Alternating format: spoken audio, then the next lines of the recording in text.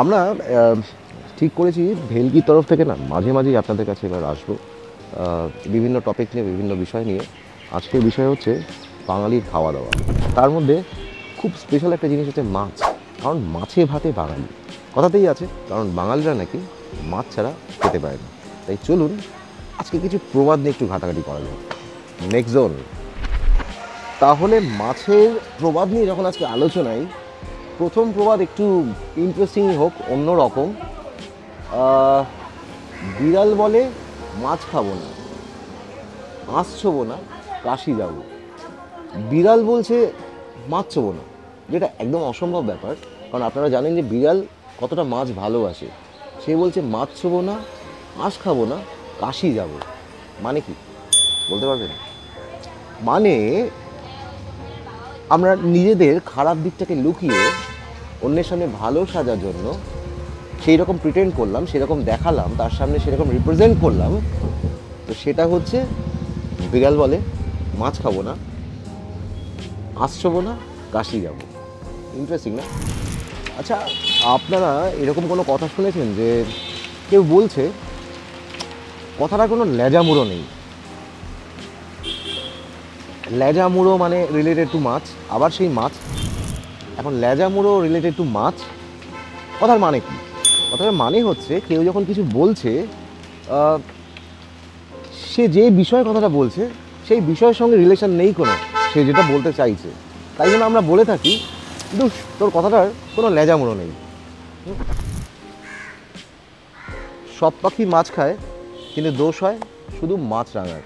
অনেকেই দোষ করে, ভুল করে, ত্রুটি করে, কিন্তু দোষ হয় পার্টিকুলার একটা মানুষের, মানে বেছে বেছে তাকেই দোষারোপ করা হয়। তখন আমরা ব্যবহার করি এই প্রবাদ যে সব পাখি মাছ খায়, কিন্তু দোষ হয় মাছ রাঙার। আরেকটি প্রবাদ আমার খুব মনে পড়ছে, যেটা এখন বলতেই হবে আপনাদেরকে, সেটা হচ্ছে এটা কি একটা মাছের বাজার? তো এই মাছের বাজার শব্দটা আমরা অনেকবার শুনেছি স্কুল, কলেজ, বিভিন্ন জায়গায়। যখন মানুষ কথা বলছেন, কিছু শুনতে পাচ্ছে না, কানে আওয়াজ আসছে না, একে অপরের সঙ্গে কথা বলতে পারছে না, তখন বলা হয় এটা কি মাছের বাজার। কেন ব্যবহার করা হয়? কারণ মাছের বাজারে দেখবেন যখন আপনারা যান প্রচুর কেয়াস হয়। মানে এদিকে মাছ বিক্রি করছে, ওদিকে চিংড়ি মাছ বিক্রি হচ্ছে, কাটা মাছ, কাটাপোনা, এত একশো, তো কনফিউশন, কোনো আওয়াজ শোনা যায় না। তো দ্যাটস ওয়াই এটা কি মাছের বাজার। সেরকমই আরেকটা প্রবাদ খুব মনে পড়ছে, যেটা না বললেই নয়। রাঘব বোয়াল, এই শব্দটা খুব ব্যবহার করা হয় দেখবেন। কখন ব্যবহার করা হয়? বোয়াল মানে বোয়াল মাছের কথা বলা হচ্ছে, মানে রাঘব বোয়াল। বলা হয় যে জানিস তো ওরা না রাঘব বোয়াল। এখন রাঘব বোয়াল তখনই বলা হয় যখন কোনো মানুষ বিখ্যাত বা তার কাছে প্রচুর ধনসম্পত্তি রয়েছে, প্রতিপত্তি রয়েছে, পাওয়ার রয়েছে, তখন বলা হয় রাঘব বোয়াল। মানে ওনারা কিন্তু রাঘব বোয়াল, হ্যাঁ, বুঝে শুনে কিন্তু কাজ করবি। এরকম আরও কিছু প্রবাদ আপনাদের কি মাথায় আসছে ভাবতে থাকুন, ততক্ষণে আমরা সামনে পুজো, সেই বাঙালির আমেজ, আবার মাছ। তো মাছের আরও বিভিন্ন প্রবাদ আছে, তার মধ্যে খুব দুশো কিছু প্রবাদ আছে যেগুলোর মিনিং, মানে এগুলো কঠিন, আবার খুব ট্রিকফুলি ব্যবহার করা হয়। যেমন ধরুন মাছের তেলে মাছ ভাজা। মানে মাছের তেলে মাছ ভাজা কী মানে? মানে হচ্ছে খুব ট্যাক্টফুলি আমরা এমন ব্যবসা বা এমন কোনো কাজ করলাম যেখানে এক্সট্রা কোনো কিছু ইনভেস্ট করলাম না, আলাদা পকেট থেকে টাকা খরচা করলাম না, তার মানে হচ্ছে মাছের তেলে মাছ ভাজা। এরকম আরও রয়েছে, যেমন ধরুন শাক দিয়ে মাছ ঢাকা। শাক মানে আপনারা জানেন বিভিন্ন রকমের শাক হয়, কলমি শাক, থানকুনি পাতা শাক, লাল শাক, এরকম নানান শাক রয়েছে। তো শাক দিয়ে মাছ ঢাকা যেটা সম্ভব নয়।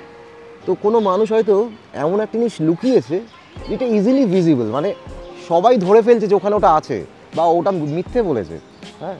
তো সেটা হচ্ছে শাক দিয়ে মাছ ঢাকা। আমরা কাউকে বলেই থাকি, কী রে শাক দিয়ে মাছ ঢেকেছিস? তো শাক দিয়ে মাছ ঢাকা যায় না। আরও রয়েছে মাছ নিয়ে খুব ইন্টারেস্টিং, আমাদের চেনাশোনা মানুষের মধ্যে প্রচুর রয়েছে, সেটা হচ্ছে ধরি মাছ নাচুই পানি। প্রত্যেকের লাইফে এরকম কিছু বন্ধু থাকে। তার মানে কি? মানে হচ্ছে মাছ ধরবো কিন্তু হাতে জল লাগবে না।